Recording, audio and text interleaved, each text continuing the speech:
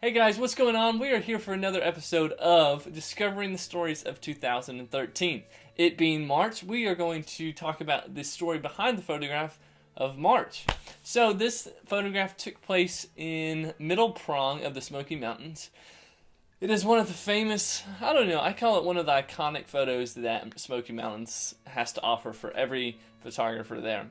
This is something I had in mind for more than probably a year and a half-ish or so, and could just never figure out a way to get there in time with the spring. Sometimes school is just so crazy you can't get out there, and that's just the way it is. But on this particular day, it was the perfect kind of weather, I guess, for photography, and especially capturing rivers.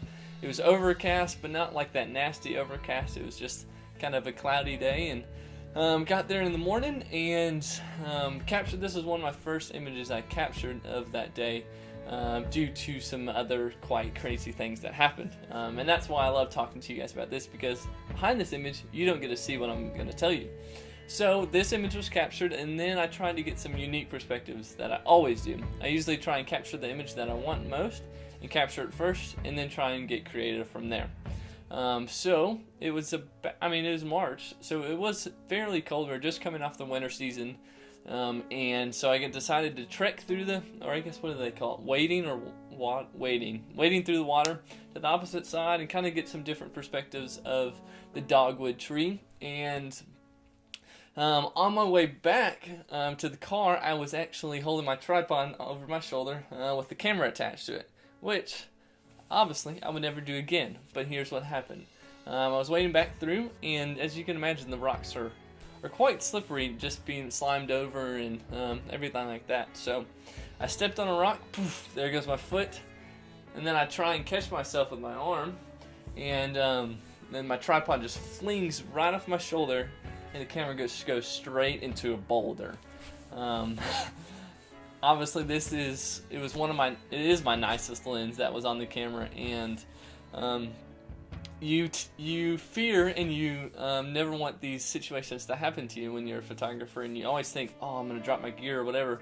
But it was actually reality for me at this moment, and there was just this huge glass breaking sound, and I was like, no, I thought it was my entire lens.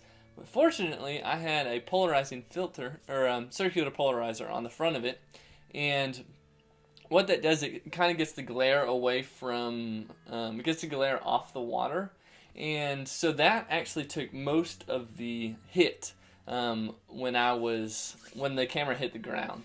And I'm trying to think, and then so what also happened was I actually have it for you. Hold on, let me fast forward real quick. Okay, so this is actually the filter that broke. I don't know if you can even see that. I can't, I don't know how to make that visible to you or not. Maybe, no, it's gonna be blurry. But it's completely shattered, all across here, and I can't, with circular polarizers, you can turn them to act as a polarizer against the sun, and it gets rid of those, the glare off the water. So that's that. But I feared that my whole entire glass throughout the lens was broken. But it was good to find out that wasn't true. But the barrel, I don't know if you guys know a lot about lenses and stuff like that, but the barrel of the lens was completely bent. So I couldn't zoom in or out, or couldn't do anything. So it basically became a fixed lens. But I luckily had insurance on it, and it was $280 to fix, which is not bad for the price of the lens. I was pretty upset though, because my day was over. I couldn't photograph anymore because I didn't want to mess anything up inside the lens, and I was pretty traumatized after that. But we got the image that I wanted, and it turned out beautifully. I absolutely love it, and I hope you guys do too. The part of this is you guys get to learn the stories behind the photographs, but I also hope you guys enjoy looking at the photographs that I take. So I hope you guys enjoyed this quick episode of Discovering the Stories of 2013, March edition, I guess you could say. Stay tuned for April. We still have a lot of months to go, so this is awesome. I'm really excited. One quick thing is I am actually going to be heading to, I may be there right now. I may schedule upload this while I'm there. So I'm actually at Dog Island, which is an island, of course. It's 3 miles off the coast of Carabel, Florida, which is in the Gulf Coast, and there is 5 people that live there all year long. And that's it. There's no internet, cell phone service. Basically, everything you use in everyday life isn't there.